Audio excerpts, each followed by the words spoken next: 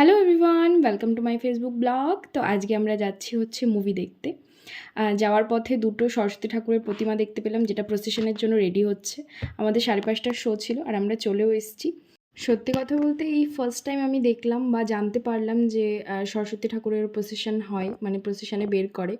আর সেটা জেনে বা দেখে আমার বেশ ভালো লাগলো। তোমাদের সাথেও শেয়ার করব ভিডিওর শেষে, তার জন্য ফুল ভিডিওটা তোমরা দেখো। আজকে আমরা দেখতে এসেছি হচ্ছে বর্ডার 2, যেটা 23শে জানুয়ারিতে রিলিজ করেছে। অ্যাকচুয়ালি আমার বার্থডের দিন আসার কথা ছিল, যেটা ক্যান্সেল হয়ে আমরা আজ রবিবার আজকে দেখতে এসেছি। তো প্রায় 9:30 বেজে গেছিলো আমাদের মুভিটা শেষ হতে হতে। যারা যারা এখনও দেখোনি তারা দেখতে এসো অবশ্যই, বেশ ভালো মুভিটা। আর যাওয়ার পথে টুকটাক ক্যাপচার করেছি।